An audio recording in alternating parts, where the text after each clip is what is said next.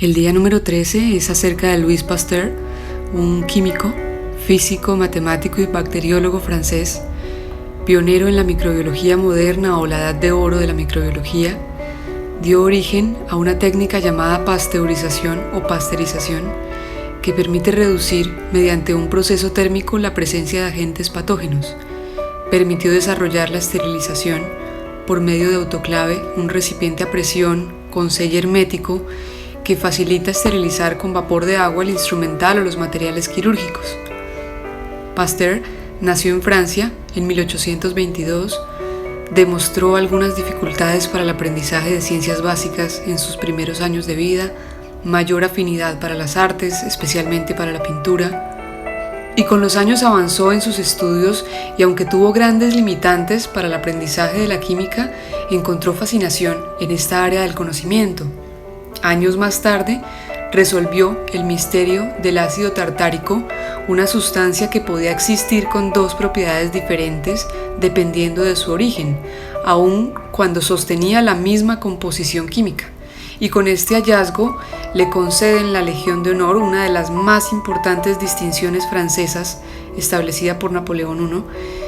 Años más tarde, algunos de sus colegas sostenían que la fermentación era un proceso químico que no requería intervención de ningún organismo.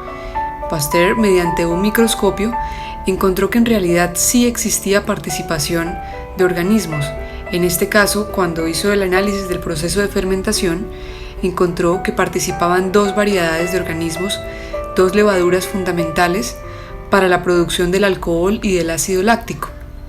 Por esto decide someter mediante un método de calor para eliminar estos microorganismos que pueden degradar el vino, la cerveza o la leche, fomentando los principios de la pasteurización, proceso que actualmente garantiza seguridad en numerosos productos alimenticios en el mundo.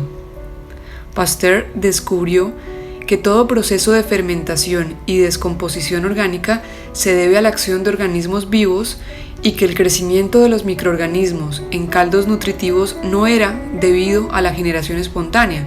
Refutó de esta manera la teoría de la generación espontánea y demostró que todo ser vivo procede de otro ser vivo anterior. Este principio fue la base de la teoría germinal de las enfermedades y la teoría celular, asumiendo un gran cambio conceptual sobre los seres vivos, asumiendo el inicio de la microbiología moderna. Años más tarde, Pasteur es convocado por el gobierno francés para ayudar a resolver la causa de la enfermedad de los gusanos de seda, que estaba arruinando la producción hacia el sur de Francia. Él desconocía por completo estos gusanos, sin embargo, siempre fue partidario al pensar que la ignorancia es la que nos permite afrontar los problemas sin prejuicios y acceder al conocimiento. De esta manera, mediante el método científico utilizado como herramienta, pudo esclarecer este problema.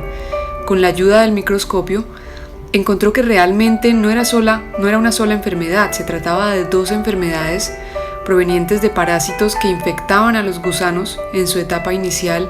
Los huevos y las hojas infectadas tenían que ser destruidas y reemplazadas por otras. Mediante una rigurosa selección logró aislar el grupo sano, cuidándolo del contagio, y tratar, analizando el grupo que ya tenía contagio, el grupo que ya estaba afectado. A lo largo de este experimento, sufre una condición desafortunada, una hemorragia cerebral que le causa hemiplegia izquierda, y aún con estas limitaciones logra publicar un libro donde detallaba sus ensayos y sus descubrimientos para que otros países pudieran aplicar estos mismos principios.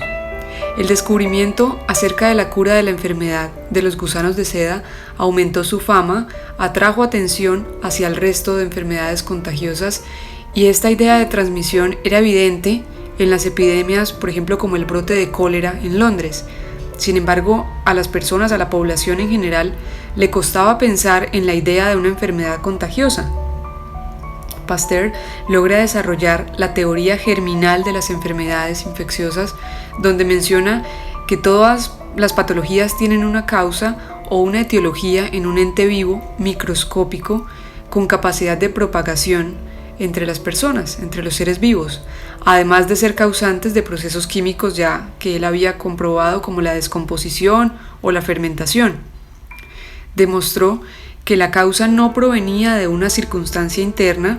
Inicialmente se creía que estas enfermedades infecciosas, su origen estaba en el desequilibrio interno de los humores. Esta era una creencia tradicional.